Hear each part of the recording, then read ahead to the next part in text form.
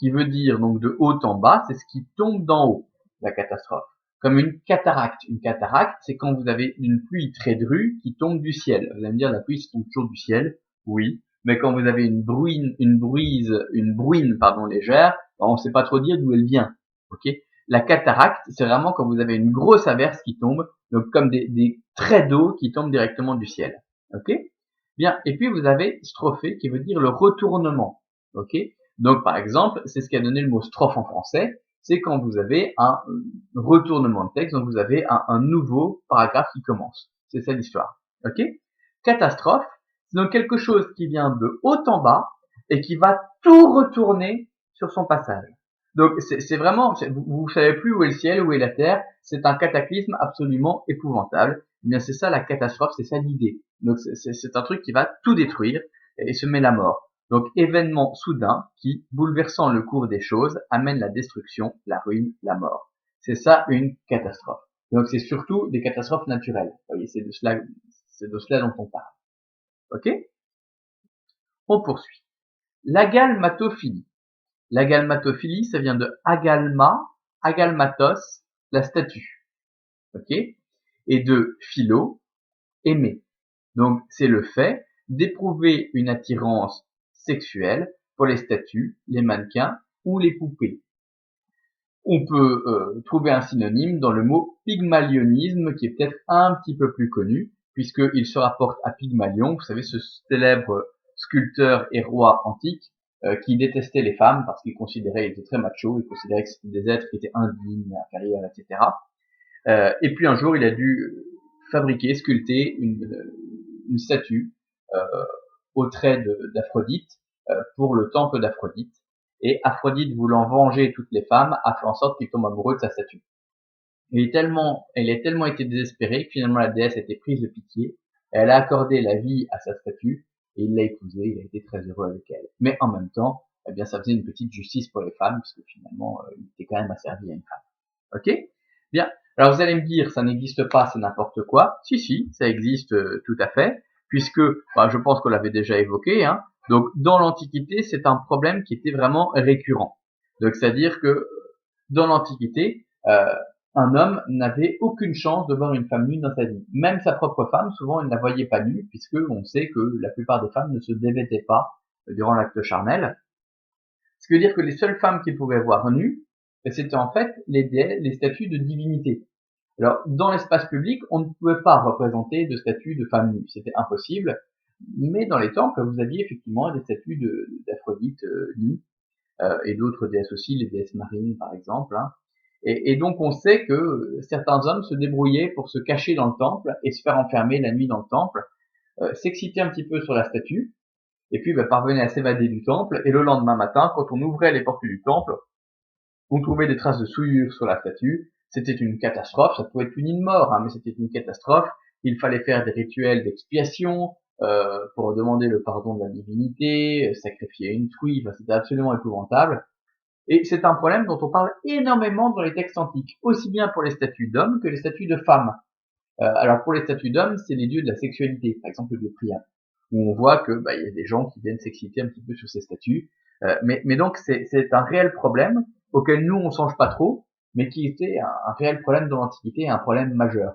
Le nombre considérable de textes qui en parlent prouve que c'est un problème qui existait vraiment. Ok.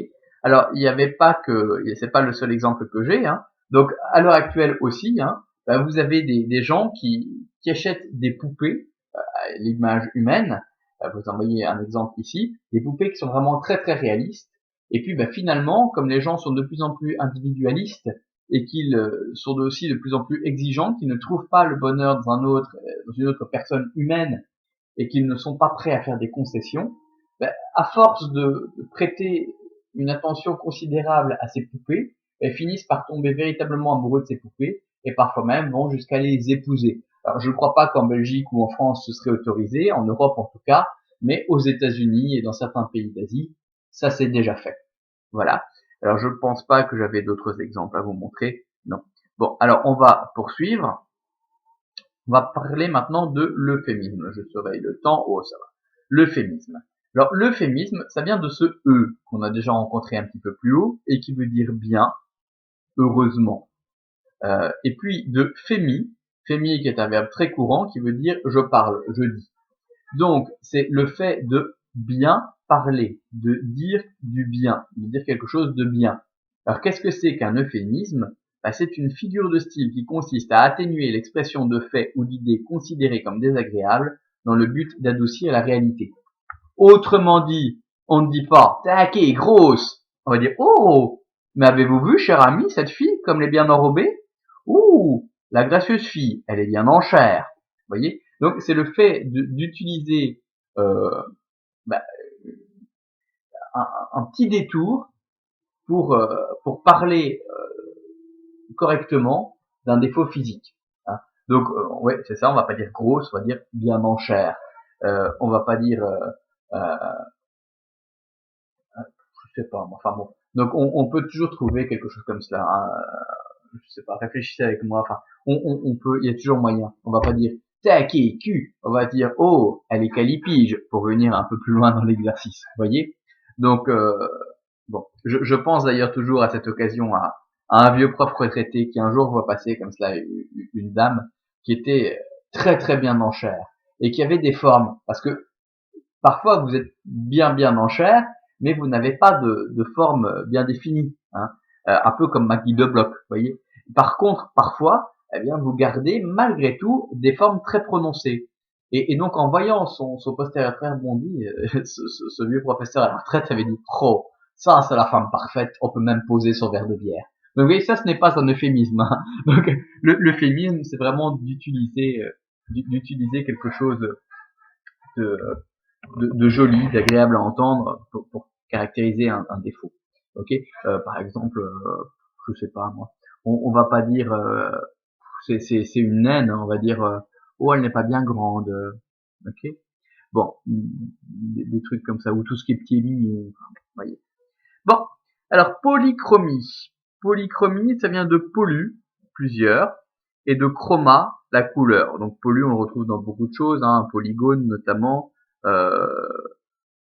Voilà.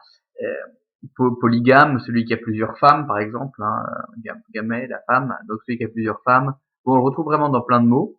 Et chroma, la couleur, qu'on retrouve dans chromatique, etc. Ok. Polychromie, c'est ce qui possède plusieurs couleurs.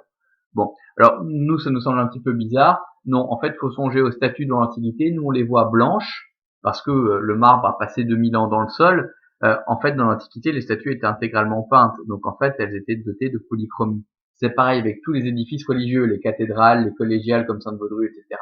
Au Moyen-Âge, c'est des édifices qui étaient très colorés. Ils étaient complètement peints.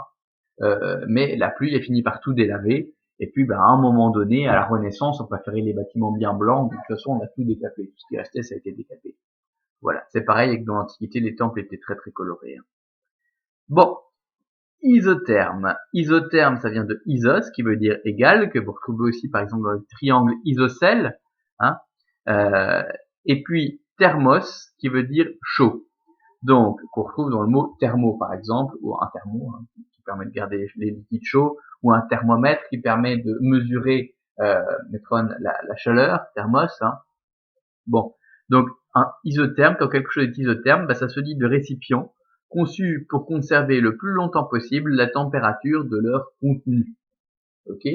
Bon, ça me fait penser à la blague avec la blonde qui achète une bouteille isotherme. Alors le vendeur lui dit c'est simple, si vous voulez quelque chose de froid, vous mettez quelque chose de froid puis ça va le garder froid. Si vous voulez quelque chose de chaud, vous mettez quelque chose de chaud, ça va le garder chaud. Parce que je savais pas ce que ça voulait dire.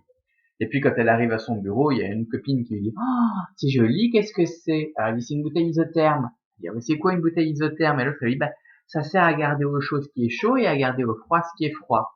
Et l'autre elle lui dit ah bon, et qu'est-ce que tu as mis dedans? Oh, 3 fois rien, un peu de soupe, du café, du thé, une glace. Bon voilà, elle est nulle, je sais, mais moi je l'aime bien. La logorrhée. Alors la logorrhée, ça c'est une maladie dont l'une d'entre vous, elle se reconnaîtra, est un petit peu atteinte. Hein.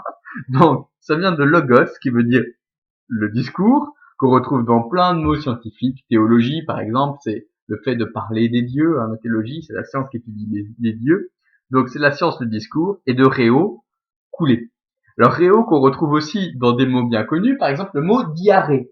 Donc diarrhée, ça vient de ré, couler, le flux, le flot, et puis d'IA